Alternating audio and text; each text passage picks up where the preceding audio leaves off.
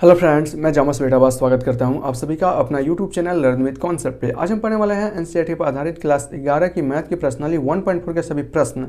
इससे जुड़े हुए कॉन्सेप्ट को हमने पिछले वीडियो में पढ़ लिया और वास्तव में वो कॉन्सेप्ट बहुत ही लाजवाब था और हमने देखा भी था पूरी एग्जाम्पल के साथ, सिद्धत के साथ। आज हम इसके क्वेश्चंस को पढ़ने वाले हैं। यहाँ पर आपके कुछ क्वेश्चंस दिए गए हैं जिसमें आपसे कहा है कि दो समुच्चयों के युग्म दिए गए हैं। यहाँ पर दो दो दो दो दो करके समुच्चयों के युग्म दिए गए हैं और हमें इस समुच्चयों के युग्म का यूनियन ज्ञात करना है, यानी कि सम्मिलन ज्ञात करना है। एक होता है आपका यूनियन यानी कि सम्मिलन, एक होता है सर्वनिष्ठ जिसे इंग्लिश में इंटरसेक्शन बोलते हैं। आपको मालूम है यूनियन किसे कहते हैं, इंटरसेक्शन किसे कहते हैं, हमने पिछले वीडियो में पढ़ लिया था। वे अवयव जो दोनों समुच्चयों में उपस्थित होते हैं उनको लिखना ही इंटरसेक्शन यानी कि सर्वनिष्ठ कहलाता है। और ऐसे अवयव जो दोनों में कॉमन हो उन अवयवों को सिर्फ एक बार लिखा जाता है, बाकी दोनों समुच्चय के अवयवों को एक साथ लिखना ही हम लोगों का यूनियन यानी कि सम्मिलन कहलाता है। यहाँ से अगर हम x का सम्मिलन y के साथ करें तो हमें इस प्रकार लिखा जाता है, इसको बोलते हैं हम लोग यूनियन x यूनियन y। ठीक है ना, इसका मतलब होता है हम x व y में सम्मिलन कर रहे हैं और क्वेश्चन 1 में भी बोला है आपको सम्मिलन करना है। ठीक है ना, तो वास्तव में देखिए x के जैसे कौन से अवयव हैं जो समुच्चय y में जो आपके समुच्चय y में उपस्थित हैं, है कि नहीं है तो उन अवयवों को सिर्फ एक बार और बाकी बचे हुए समुच्चय x और y के अवयवों को एक साथ लिख दिया जाता है। तो यहाँ देखिए 1 3 5 1 2 3 यानी कि 1 और 3 दोनों समुच्चय में उपस्थित है, तो 1 और 3 को सिर्फ एक ही बार लिखा जाएगा और बाकी जो उसके अवयव होंगे 1 2 3 और क्या है 5, यही एक आपका आंसर हो जाएगा। ठीक है ना, 1 3 को मैंने सिर्फ एक ही बार लिखा है और बाकी 5 और यहाँ से 2, 5 और 2। ठीक है ना, इस प्रकार आप इसे लिख सकते हैं। इसी प्रकार अगर हम इसका सम्मिलन करें A यूनियन B का, तो ये इसका सम्मिलन देखिए समुच्चय A में कौन से अवयव हैं जो समुच्चय B में उपस्थित हैं। ये है A E I, ये तो आपका सभी का सभी स्वर हैं और यहाँ पर इसमें स्वर सिर्फ E है, बाकी B से वैसे हैं। तो A को सिर्फ एक बार लिखा जाएगा और बाकी बचे हुए समुच्चय A के अवयव और B के अवयव को वैसे ही लिख दिया जाएगा। तो इसके अवयव A E I O और U और यहाँ से B और C ये सिर्फ आएंगे। इसी प्रकार अगर हम इसका सम्मिलन करें A यूनियन B का, तो सबसे पहले यहाँ देखिए ये क्या है, x सच दैट x एक प्राकृतिक संख्या है और यह 3 का गुणज है। तो इसको अगर हम इस रोस्टर फॉर्म में लिखें तो इसको हम लोग किस प्रकार लिख सकते हैं, रोस्टर फॉर्म में लिखना चाहें तो क्या है 3 का एक गुणज है, तो 3 6 9 12 और ऐसे ये बढ़ता जाएगा। इसी प्रकार B को लिखिए, इसमें क्या है संख्या x, ये तो एक प्राकृतिक संख्या है और वो क्या है 6 से कम एक प्राकृतिक संख्या है। तो प्राकृतिक संख्याएं शुरू होती है 1 से और ये 6 से कम है तो ये सिर्फ 5 तक ही जाएगा। और इसका हम सम्मिलन करें तो हमारे पास क्या आएगा, यहाँ से 1 2 4 और 5, 1 2 4 और 5 और क्या आएगा 3 के सभी इसमें गुणनखंड आ जाएंगे, 3 के सभी गुणज। आपको समझ में आ रहा है ना कैसे आएंगे, क्योंकि हम सम्मिलन कर रहे हैं। तो सम्मिलन में ये भी होता है कि 3 के सभी गुणज जो कि इसमें है वो तो आएंगे, बाकी इसके जो मिला हुआ अवयव हैं जो इसके समान अवयव हैं, यहाँ पर 3 ही है ना, तो मैंने 3 को सिर्फ एक ही बार लिख रहा हूँ कि 3 के सभी गुणज 3 6 9 12 15 18 जो भी 3 के गुणज होंगे वो आएंगे। यहाँ देखिए अगर हम इसको देखा जाए तो इसका अगर हमें रोस्टर फॉर्म में लिखना हो तो हम इसे कैसे लिख सकते हैं। एक प्राकृतिक संख्या है जो 1 से तो बड़ा है लेकिन 6 से छोटा या 6 के बराबर है। 1 से बड़ा प्राकृतिक संख्या 2 3 4 5, क्या 6 आएगा, हाँ ये साइन है ना 6 के बराबर है या 6 से छोटा है तो जिसमें 6 भी आ जाएगा। इसी प्रकार यहाँ लिखना चाहिए अगर B को, तो हम कैसे लिखेंगे, ये क्या है 6 से बड़ा है लेकिन 10 से छोटा है और क्या है प्राकृतिक संख्या, 6 से बड़ा प्राकृतिक संख्या 7 8 9 और क्या 10 आएगा, इसमें बराबर का साइन नहीं है यानी कि 10 से छोटा है तो ये नहीं आएगा।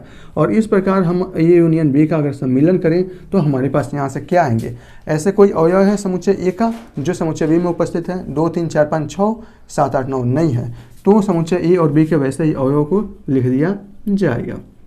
अच्छा एक बात बताइए, अगर यूनियन की जगह पर इंटरसेक्शन होता तो हम इसके जगह पर क्या आता, आपको ये बताना है। ठीक है ना, इसके जगह पर क्या आता, A इंटरसेक्शन B होता तो उसके कौन कौन से अवयव आते।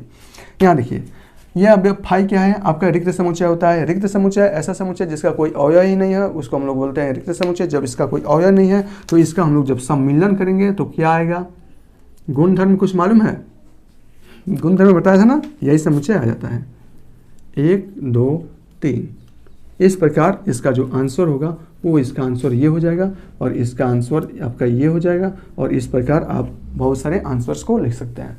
कुछ खास नहीं है ना, बहुत आसान है। चलते हैं नेक्स्ट क्वेश्चन नंबर 2 पर।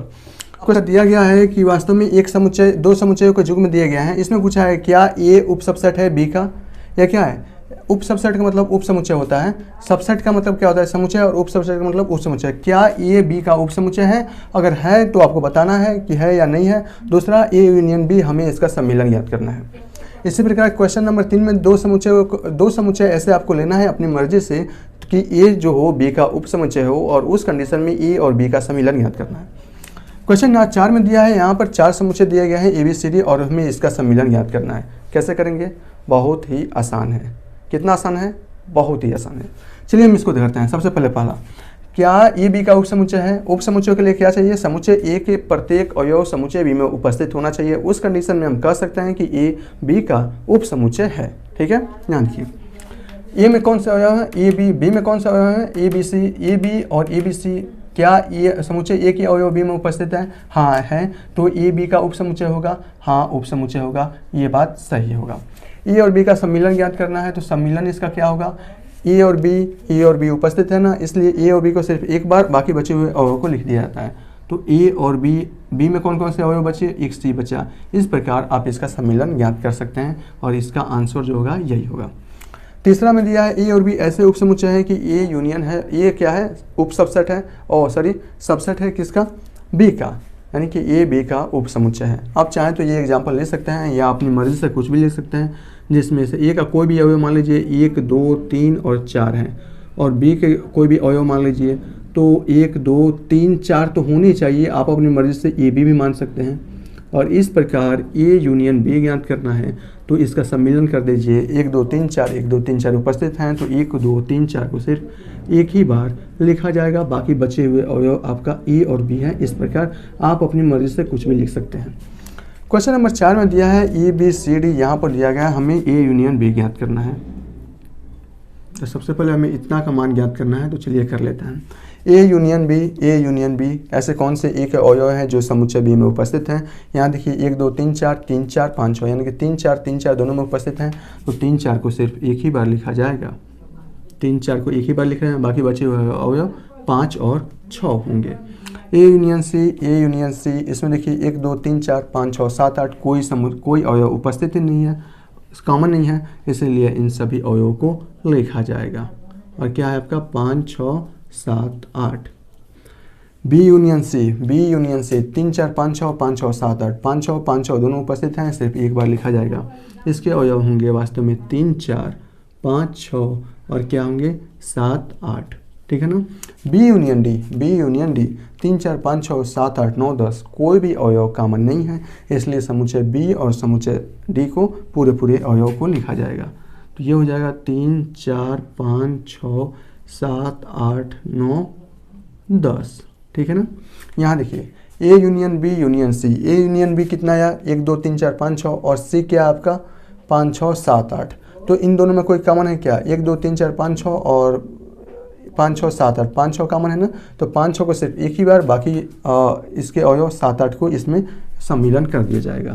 तो ये हो जाएगा 1 2 3 4 5 6, क्योंकि 5 6 दोनों में कॉमन है, मैंने एक बार लिखा, उसके बाद से इसमें 7 और 8 भी बचेगा। ठीक है ना। अब इसको देखिए ए यूनियन बी और यूनियन डी, तो ए यूनियन बी का मान है 1 2 3 4 5 6 और यूनियन डी का मान है 7 8 9 10। कोई कॉमन है क्या इसमें? ए यूनियन बी में और यूनियन डी में और समुच्चय डी में कोई भी कॉमन नहीं है, तो इसके पूरे अवयव आएंगे और इसके भी पूरे अवयव आएंगे। तो ये हो जाएगा आपका 1 2 3 4 5 6। ठीक है ना। और इसमें 7 8 9 और 10। ठीक है, ओके। बी यूनियन सी इसके अवयव हैं 3 4 5 6 7 8। डी का क्या है? 7 8 9 10। 7 8 दोनों में कॉमन है, इसको सिर्फ एक बार, बाकी अवयव को वैसे ही लिखा जाएगा।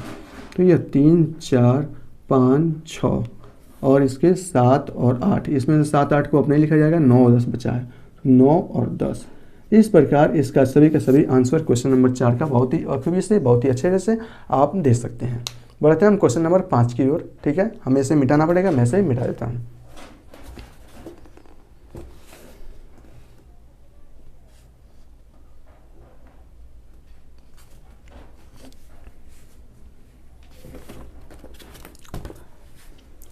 सॉरी, क्वेश्चन नंबर 5 में आपको कह रहा है क्या कि क्वेश्चन नंबर प्रश्न 1 में दिए गए समुच्चय युग्म का सर्वनिष्ठ समुच्चय ज्ञात कीजिए। ठीक है, समुच्चय ए में देखिए इसका सर्वनिष्ठ समुच्चय ज्ञात करना है। पहला क्या है, x और y। ठीक है ना, पहला क्या था, x और y। तो इसमें देखिए x में 1 3 5 और y में 1 2 3। इसका जो सर्वनिष्ठ समुच्चय होगा 1 और 3 होगा, क्योंकि यह दोनों में कॉमन है। इसी प्रकार दूसरा का देखिए a e i o u, a दोनों में कॉमन है, इसलिए इसका सर्वनिष्ठ समुच्चय e होगा। इसी प्रकार अगर हम तीसरा देखिए तो यहाँ से x सच डेट x एक प्राकृतिक संख्या 3 का गुणज है, हमने तो मिटा दिया था। तो 3 6 9 12 15 ऐसे ये संख्याएं बढ़ती जाएगी कहाँ, अनंत तक। और एक 6 से कम एक प्राकृतिक संख्या है, 6 से कम प्राकृतिक संख्या है 1 2 3 4 5 6।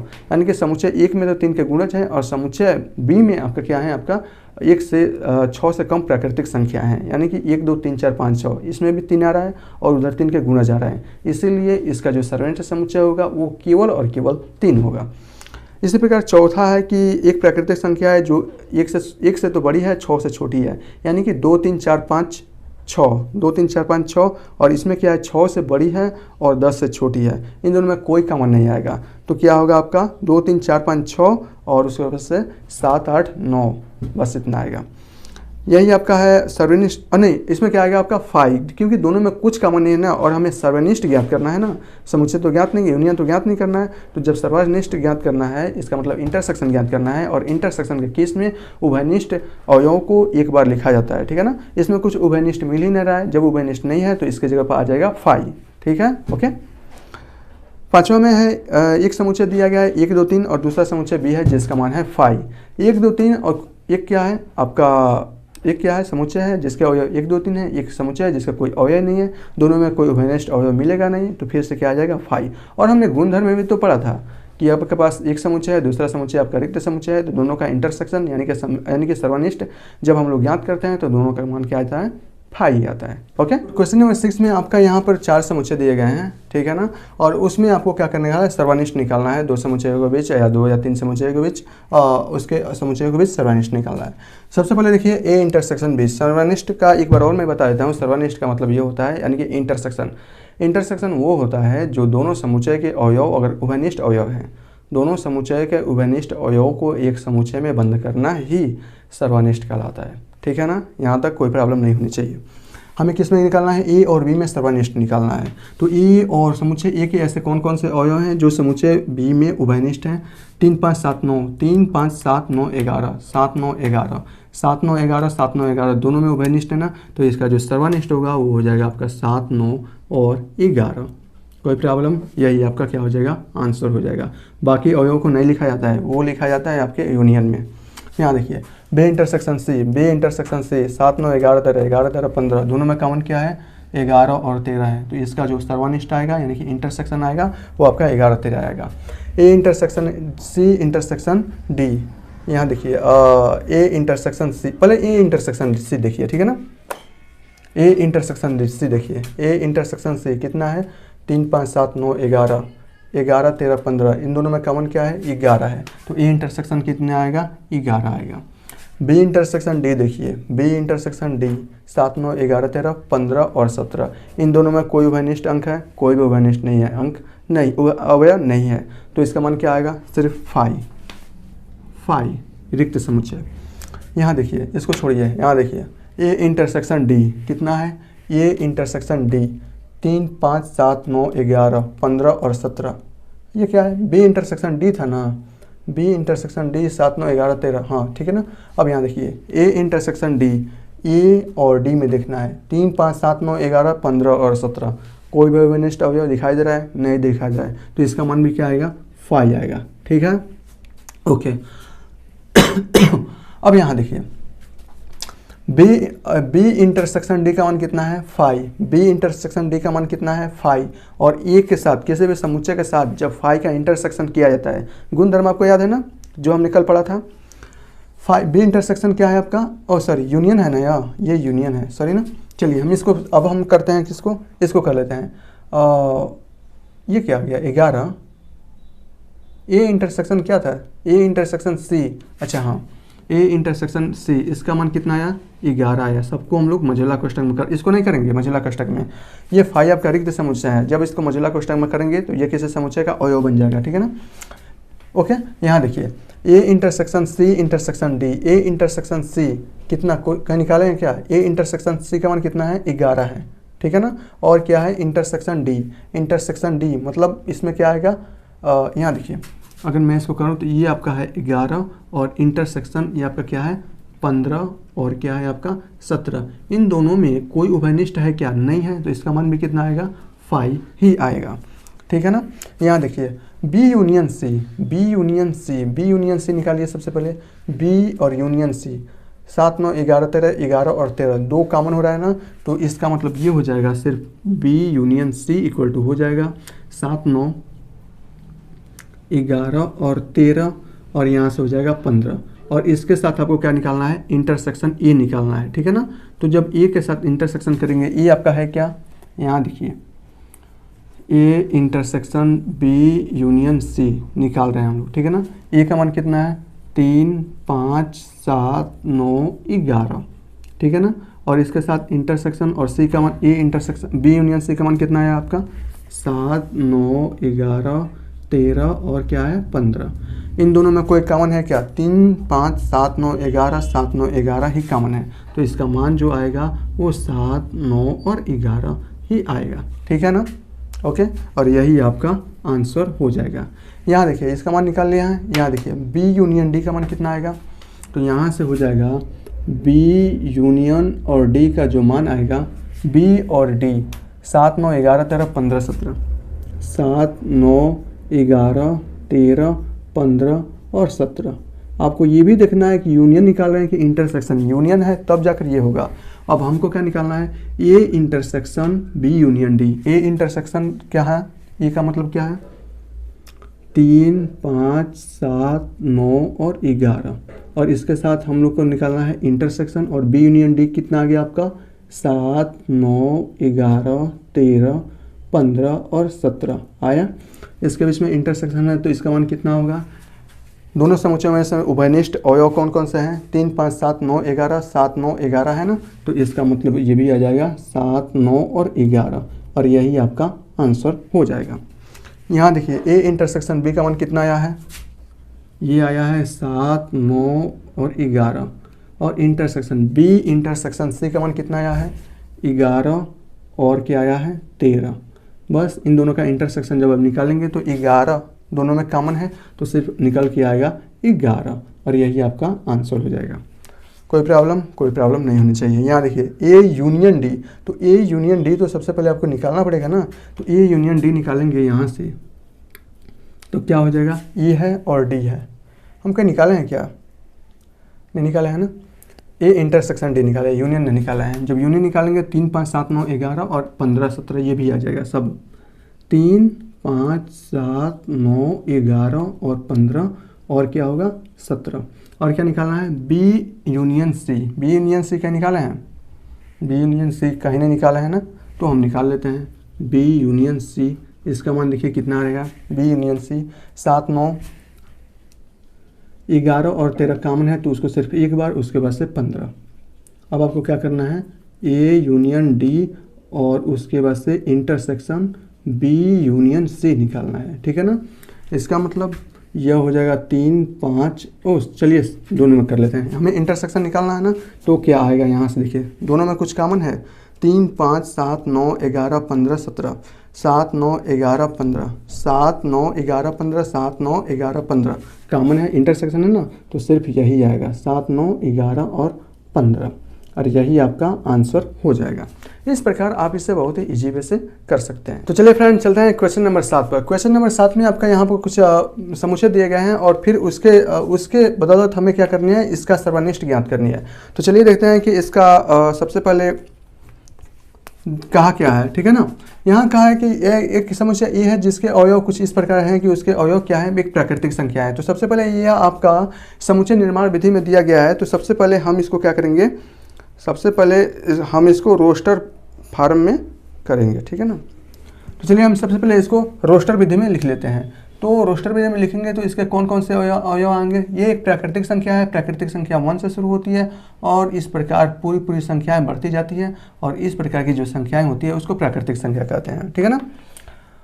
और इसमें क्या क्या है, बी एक समुच्चय है जिसके अवयव कैसा है, सम प्राकृतिक संख्या है, सम है और प्राकृतिक संख्या यानी कि 2, 4, 6, 8, 10 और इस प्रकार ये संख्याएं भी बढ़ती गई है अनंत तक। सी क्या है, एक विषम प्राकृतिक संख्या है। जब आपका सी एक विषम प्राकृतिक संख्या है तो आपका 1, 3, 5, 7, 9 और इस प्रकार विषम प्राकृतिक संख्या है, ठीक है ना। डी क्या है, एक अभाज्य संख्या है। एक अभाज्य संख्या का मतलब आपका 1, 2, 3, 5, 7, 11, 13, 19 और उसके बाद से 21 नहीं होगा, 23 और इस प्रकार ये भी संख्याएं हैं बढ़ती गई हैं। ध्यान दीजिए इसमें करना क्या है, बहुत ही इजी वे से हम इसे कर सकते हैं। पहले में आपको क्या करना है, A intersection B find out करना है। ये आपका ई है और ये आपका इंटरसेक्शन बी है। इंटरसेक्शन का मतलब वे अवयव जो दोनों में कॉमन होंगे उभयनिष्ठ अवयव को लिखा जाता है। यहाँ देखिए यह क्या है, आपकी प्राकृतिक संख्या है, या क्या आपकी सम प्राकृतिक संख्या है। इसमें कॉमन क्या आएंगी, सभी के सभी सम प्राकृतिक संख्याएं ही कॉमन आएंगे, ठीक है ना। अब देखिए 2, 4, 6, 8, 10, 2, 4, 6, 8, 10 ये सभी के सभी संख्याएं कॉमन आएंगी। और जो कि क्योंकि क्यों आएंगी कॉमन, क्योंकि इसमें सभी के सभी सम ही संख्या हैं और इसमें प्राकृतिक संख्या हैं और प्राकृतिक में सम और विषम सभी संख्याएं आती है। तो कॉमन क्या आएगी, सभी के सभी इसमें प्राकृतिक संख्या कॉमन आएंगी। तो हमें क्या आएगा इसमें, सभी सम संख्याएं, सभी सम संख्याएं, प्राकृतिक सम संख्याएं, ठीक है ना। यहाँ प्राकृतिक सम संख्या लिख लीजिएगा, यहाँ सभी प्राकृतिक सम संख्याएं ही आएंगे, ठीक है ना। ए इंटरसेक्शन सी, ए इंटरसेक्शन सी, इसमें क्या है, सभी प्राकृतिक संख्याएं हैं और इसमें क्या है, सभी विषम प्राकृतिक संख्याएं हैं। तो सभी विषम प्राकृतिक संख्याएं ही तो इसमें कॉमन आएंगे। क्यों, क्योंकि इसमें प्राकृतिक में संख्याओं में विषम भी प्राकृतिक संख्या है, सम भी प्राकृतिक संख्या है और इसमें केवल विषम है तो केवल विषम ही प्राकृतिक संख्या आएंगी। तो ये आप ऐसे भी लिख सकते हैं, एक्स सच दैट एक्स सभी विषम प्राकृतिक संख्याएं, सभी विषम और प्राकृतिक संख्याएं, ठीक है ना, ऐसे भी लिख सकते हैं। यहाँ देखिए ए इंटरसेक्शन डी, ये क्या है, सभी प्राकृतिक संख्याएं, डी क्या है, सभी अभाज्य संख्याएं। प्राकृतिक संख्या में सभी प्राकृतिक सम विषम सभी संख्याएं आएंगी और सभी के सभी अभाज्य संख्याएं ही आएंगी। तो इसमें भी क्या होगा, सभी के सभी एक्स सच दैट एक्स सभी अभाज्य संख्याएं, सभी अभाज्य संख्याएं आएंगे, ठीक है ना। बी इंटरसेक्शन सी, इंटरसेक्शन है बी इंटरसेक्शन सी, इसमें क्या है, सभी सम प्राकृतिक संख्याएं और इसमें सभी प्राकृतिक इसमें क्या है, एक्स विषम प्राकृतिक संख्याएं हैं। इसमें सम प्राकृतिक संख्या, इसमें विषम प्राकृतिक संख्या, कोई भी संख्या इसमें कॉमन होगी नहीं, एक में सम है एक में विषम है। तो ये क्या आ जाएगा, ये फाई रिक्त समुच्चय आएगा। B intersection D, B intersection D, इसमें क्या है, सम प्राकृतिक संख्या है, इसमें क्या है, अभाज्य संख्या है। अब यहाँ सम संख्या, यहाँ अभाज्य संख्या, कोई भी कॉमन नहीं मिलेगा, ये भी आपका आ जाएगा फाई। सी इंटरसेक्शन डी, सी में क्या है, विषम प्राकृतिक संख्या है और डी में क्या है आपका अभाज्य संख्या है। विषम प्राकृतिक संख्याएं, अभाज्य संख्याएं, क्या क्या मिल रही हैं इसमें, ये आपकी अभाज्य संख्याएं मतलब 5, 7, 9, 11, 13, 19, 23, यानी कि यहाँ से देखिए 1 मिलेगा, 3 मिलेगा, 5 मिलेगा, 1 मिलेगा, 3 मिलेगा, 5 मिलेगा, 7 मिलेगा, उसके बाद से और कोई संख्याएं इसमें मिलेगी नहीं। तो इसका अगर इंटरसेक्शन लिखना चाहें तो आपका आएगा 1, 3, 5 और 7, इसके बाद से कोई भी उभयनिष्ठ अवयव नहीं मिलेंगे, ठीक है ना। इस प्रकार आप इसको बहुत ही इजी वे से कर सकते हैं। क्वेश्चन नंबर 8 है। क्वेश्चन नंबर 8 में इसमें दिया है संयुक्त समुच्चय हमें ज्ञात करना है। इसके पहले मैंने संयुक्त समुच्चय के बारे में आपको कुछ नहीं बताया है क्योंकि हमें याद नहीं था। यहाँ मैं आपको बता देता हूँ संयुक्त समुच्चय किसे कहते हैं। 2 या 2 से अधिक ऐसे समुच्चय या 2 या 2 से अधिक समुच्चय जिनमें कुछ न कुछ या कम से कम एक अवयव कॉमन हो, उनको हम लोग कहते हैं संयुक्त समुच्चय कहते हैं। जैसा इंटरसेक्शन होता है ना, अगर एक कॉमन है तो उस कॉमन अवयव को लिख लिया जाता है। लेकिन संयुक्त समुच्चय में हमें बस इतना देखना पड़ता है कि क्या अगर हम कहें कि ये दोनों संयुक्त समुच्चय है तो ये और ये संयुक्त समुच्चय है, तो हमें बस एक देखना पड़ेगा कि समुच्चय ए यानी कि पहले वाले समुच्चय के कम से कम एक अवयव दूसरे समुच्चय में उपस्थित हैं। तो इस प्रकार के समुच्चय को हम लोग संयुक्त समुच्चय कहते हैं, ठीक है। ओके, चलिए हम इसको देखते हैं। ये क्या है, 1, 2, 3, 4, यह क्या है, एक प्राकृतिक संख्या है, ठीक है ना। यहाँ देखिए, अगर हम इसको रोस्टर फॉर्म में लिखना चाहें तो हम इसको क्या लिख सकते हैं, 4 से बड़ी है, 6 से छोटी है और 4 के बराबर भी हो सकती है, यानी कि 4, 5 और 6 इसको रोस्टर रूप में हमने लिख दिया है। समुच्चय ए में देखिए 1 2 3 4, इसमें 4 5 6, कम से कम एक अवयव अगर दोनों में उपस्थित हैं तो वो समुच्चय संयुक्त समुच्चय कहलाती है। यहाँ देखिए 4 इसमें उपस्थित है ना, एक समुच्चय एक अवयव मिल गया ना, बाकी को चेक ही नहीं करना है, तो यह आपका क्या होगा, संयुक्त समुच्चय होगा, संयुक्त होगा। ठीक है ना। यहाँ देखिए AEIOU और यहाँ देखिए CDEF, क्या इसमें कोई भी एक अवयव कॉमन है? यहाँ में देखिए ई भी कॉमन है, ई कॉमन है, अतः यह भी आपका संयुक्त समुच्चय होगा। कोई प्रॉब्लम? कोई प्रॉब्लम नहीं। यहाँ देखिए तीसरा में देखिए, यह क्या है आपका समपूर्णांक है और यह है आपका क्या है, विषम पूर्णांक है। इसमें सम संख्या है और इसमें विषम संख्या है, एक भी अवयव कॉमन नहीं होंगे। जब एक भी अवयव कॉमन नहीं होंगे तो यह जो होगा आपका असंयुक्त समुच्चय होगा, असंयुक्त समुच्चय होगा। क्यों? क्योंकि इसमें एक भी अवयव कॉमन नहीं होंगे।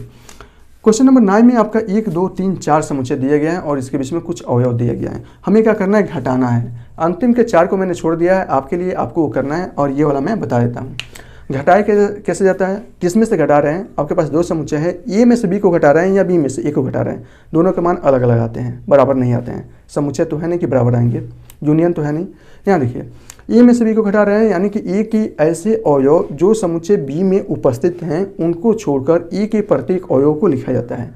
बी में से ए के घटाने का मतलब है बी के ऐसे अवयव जो समुच्चय ए में उपस्थित हैं उसको छोड़कर समुच्चय बी के सभी अवयव। ठीक है ना। यहाँ देखिए ए है बी है, ए में से बी को घटा रहे हैं, यानी कि ऐसे कौन कौन से अवयव हैं जो समुच्चय बी में उपस्थित हैं। यहाँ देखिए 3 के सभी गुणज है, यहाँ 4 के सभी गुणज है। 3 के गुणज में 4 के गुणज में 12 कॉमन आता है, 12 12। ठीक है ना। और कुछ कॉमन है और कुछ कॉमन नहीं है, तो 12 को छोड़कर समुच्चय ए के सभी अवयवों को लिखा जाएगा। तो क्या है, 3 6 9 15 18 और 21। ए में सब सी को घटाइए, ए और सी में देखिए दोनों समुच्चय में से कौन कौन से अवयव कॉमन है। ए और सी में 3 6 9 12 15 18 21, 2 4 6 8, ये क्या है 2 4 6 8, ये आपका 10 12 14 और क्या है 16। इसमें देखिए 12 12, इसमें भी 12 कॉमन है और कुछ कॉमन है क्या, और कुछ कॉमन नहीं है क्योंकि यह 2 का मल्टीपल है, यह 3 का मल्टीपल है। तो 3 6 9 और 12 15 18 21 और इसमें कुछ भी कॉमन नहीं है, तो 12 को छोड़कर बाकी सभी अवयवों को ए में से सी को हटा रहे हैं ना, तो ए में 12 को छोड़कर सभी अवयव लिखा जाएगा। 3 6 9 15 18 और 21। ठीक है ना। ओके।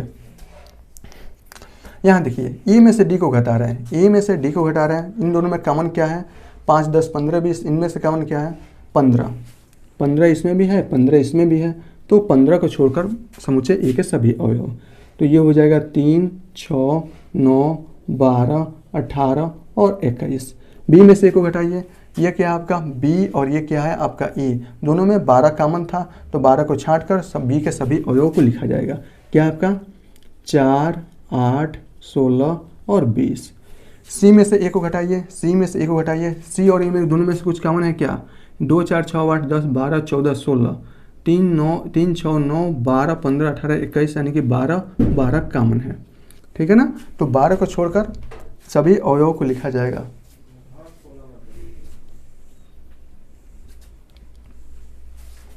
रुक जाओ 5 मिनट। यहाँ देखिए सी में से ए को घटा रहा है ना, सी में से ए को, तो 12 कॉमन है, तो 12 को छोड़कर समुच्चय सी के सभी अवयव, यानी कि 2 4 6 8 10 14 और 16। ठीक है ना। डी में से ए को घटाइए, डी में से ए को घटाइए, दोनों में कॉमन क्या है 15 कॉमन है, तो डी के 15 को छोड़कर अवयव 15 को छोड़कर डी के सभी अवयव, यानी कि 5 10 और 20। बी में से सी को हटाइए, बी आपका है सी आपका है, दोनों में कॉमन क्या है 12 और 12 कॉमन है, और क्या है आपका 16 16 कॉमन है। ठीक है ना। तो 12 डी में से को घटा रहे हैं ना, तो सॉरी बी में से सी को घटा रहे हैं, बी में से सी को घटा रहे हैं 12 और 16 12 और 16 4 8 और 20, इसमें से कुछ है क्या 4 भी है 8 है। ठीक है ना। तो 4 8 12 16 को छोड़कर क्या बचा आपके पास 20 बचा, तो इसके अवयव क्या होंगे 20 होंगे। बी में से डी को घटाइए, बी में से डी को घटाइए, यहाँ देखिए दोनों में कॉमन क्या है 4 8 12 16 20 5 10 15, ये आपका कॉमन है। और किस में से घटा रहे हैं बी में से, यानी कि 20 को छोड़कर बाकी इसके सभी अवयव, तो ये हो जाएंगे 4 8 12 और 16। इस प्रकार इसका आंसर आप बहुत ही ईजी वे से याद कर सकते हैं। अंतिम में बचे हुए 4 हैं, उसको आपको स्वयं से करना है और हम बढ़ेंगे इसके अगले क्वेश्चन पर। तब तक चलिए इसको हमें मिटाना पड़ेगा, तो मैं इसे मिटा देता हूँ। चलिए फ्रेंड, चलते हैं क्वेश्चन नंबर 10 की ओर, फिर 11, 12 और फिर आपका यह क्वेश्चन प्रश्नावली समाप्त होने वाली है।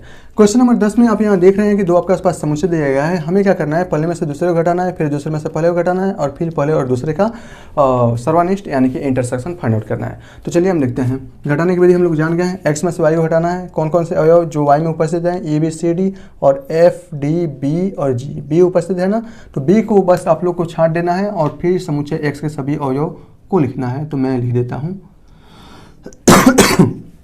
y minus x.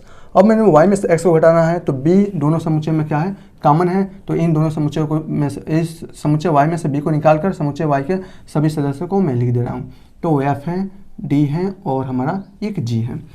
x intersection y दोनों में कॉमन क्या है, उभयनिष्ठ b है, तो इसका जब इंटरसेक्शन फाइंड आउट करा जाएगा तो क्या आएगा आपका पास, b आएगा। इस प्रकार प्रश्नावली ये जो क्वेश्चन 10 है वो बहुत ही ईजी वे से आप सॉल्व कर पाएंगे। इसमें कुछ प्रॉब्लम है, कोई भी प्रॉब्लम नहीं होगी। ओके, यहाँ देखिए। अब एक दिया है क्वेश्चन नंबर 11, इसमें दिया है कि जो r है वो वास्तविक संख्याओं का एक समुच्चय है और जो आपका q है ये आपका परिमेय संख्याओं का एक समुच्चय है। तो r माइनस q क्या होगा, ये वास्तव में देखिए जब मैंने आपसे क्लास 9th में भी बताया था आपने, और क्लास 11 में भी मैंने आपको बताया है। क्या बताया है, मैंने आपको बताया कि जो संख्याएं होती है दो प्रकार की होती है। एक होती है वास्तविक संख्याएं, दूसरी होती है काल्पनिक संख्याएं। ये सभी के सभी जो वास्तविक संख्याएं होती हैं वो आपकी परिमेय संख्याएं होती है। तो बची कौन, काल्पनिक संख्या बची। तो यहाँ देखिए ये आपकी वास्तविक संख्याएं हैं और सभी के सभी वास्तविक संख्याएं परिमेय संख्याएं होती हैं, ठीक है ना। और संख्याएं आपके पास दो प्रकार की होती हैं। तो हमें क्या करना है, वास्तविक संख्याओं के समुच्चय में से परिमेय संख्याओं को घटाना है, ठीक है ना। ओह सॉरी, मैं क्या कह दिया। यहाँ देखिए मैं आपको बता देता हूँ, यहाँ पर जो आपकी एक होती है आपकी वास्तविक संख्या और एक होती है आपकी ये काल्पनिक संख्या। काल्पनिक संख्या होती है। जो वास्तविक संख्या आपकी होती है वो आपकी दो प्रकार की होती है। एक आपकी परिमेय संख्या हो जाएंगी और एक आपकी अपरिमेय संख्या हो जाएगी, ठीक है ना। अब हमें देखिए क्या करना है, वास्तविक संख्याओं का समुच्चय है जिसमें से हम परिमेय संख्याओं को निकाल रहे हैं। तो इस वास्तविक संख्याओं में से परिमेय संख्याओं को निकाल दिया जाएगा तो बचेगा आपके पास अपरिमेय संख्याएं ही बचेंगी। इस प्रकार जब r में वास्तविक संख्याओं में से परिमेय संख्याओं को निकाल दिया जाएगा तो ये बचेगा अपरिमेय संख्याओं का समुच्चय बन जाएगा। अपरिमेय संख्याओं का समुच्चय, संख्याओं का समुच्चय बचेगा, ठीक है ना, समुच्चय बचेगा। ठीक है, आपको समझ में आया बहुत अच्छे से, ठीक है ना। क्वेश्चन नंबर 12 पर चलते हैं। हमें सत्य असत्य की जांच करना है। हमें यहाँ पर दिया गया है समुच्चयों का युग्म दिया गया है और इसमें पूछा है, इसमें ये पूछा है कि क्या ये सभी के सभी जो आपका ये युग्म है वो असंयुक्त है। असंयुक्त के लिए मैंने आपको बताया है, क्या बताया है कि समुच्चय, अगर दो समुच्चय आपके पास ए और बी है तो अगर ये असंयुक्त हैं तो इसमें से दोनों समुच्चय में से कोई भी किसी भी समुच्चय का दूसरे समुच्चय में अवयव नहीं मिलना चाहिए। अगर ये संयुक्त असंयुक्त हैं तो अगर संयुक्त हैं इसका मतलब है समुच्चय ए के कुछ अवयव या कम से कम एक अवयव का दूसरे समुच्चय में उपस्थित होना। यहाँ देखिए क्या यह असंयुक्त है, क्या यह असंयुक्त है, यह असंयुक्त है, यह असंयुक्त है। चलिए हम लोग चेक करते हैं। पहले वाले में देख रहे हैं 2 3 4 5, इसमें क्या है 3 और 6। 3 एक ऐसा अवयव है जो दोनों में उपस्थित है तो यह असंयुक्त तो नहीं होगा। इसमें आपका क्वेश्चन में दिया है कि यह असंयुक्त है, इसका मतलब यह असत्य है। क्या है, असत्य है। और ये भी कहा है कि आप क्या यह असंयुक्त है, अगर है तो यह सत्य हो जाएगा और नहीं है तो नहीं होगा। यहाँ देखिए A E I O U, A B C D, A दोनों समुच्चयों में उपस्थित है, ये अवयव दोनों समुच्चयों में उपस्थित है, इसलिए यह भी आपका संयुक्त होगा। लेकिन इसमें क्या कहा है कि यह असंयुक्त है, इसका मतलब यह असत्य होगा, ठीक है ना। ये भी क्या कहा है, क्या यह असंयुक्त है, तो चलिए हम देख लेते हैं। और ये भी आपका बोला है कि यह असंयुक्त है। चलिए जांच कर लेते हैं। 2 6 10 14, 3 7 11 15 दोनों में कोई भी अवयव कॉमन नहीं है। जब दोनों में एक भी अवयव कॉमन नहीं है तो यह आपका असंयुक्त होगा। इसका मतलब यह जो होगा वह सत्य होगा, ठीक है ना। लास्ट क्वेश्चन देखिए 2 6 10 3 7 11 दोनों में कोई भी अवयव कॉमन नहीं है। जब दोनों में कोई भी अवयव कॉमन नहीं है तो यह आपका असंयुक्त होगा। इसका मतलब यह भी कथन इसका सत्य है, ठीक है ना, कोई प्रॉब्लम। इस प्रकार इस प्रश्नावली के सभी, इस अध्याय के मतलब आपकी प्रश्नावली 1.4 के सभी क्वेश्चंस बहुत ही ईजी वे से, बहुत ही शानदार तरीके से एक ही वीडियो में यहीं पर समाप्त होते हैं। आपको इसको एक बार और देखना है, समझ गए हैं तो नहीं देखना है, आगे बढ़ना है। नहीं समझ में थोड़ा भी कन्फ्यूजन है कमेंट करिए और बताइए आपको कहाँ प्रॉब्लम आ रही है, हम इसका सॉल्यूशन निकालेंगे, ठीक है ना। हालांकि आपको कोई भी प्रॉब्लम नहीं आनी चाहिए क्योंकि हमने बहुत ही कॉन्सेप्ट के द्वारा इसको सही किया है, ठीक है। अब हम मिलेंगे अगले प्रश्नावली में अगले कॉन्सेप्ट के साथ, तब तक के लिए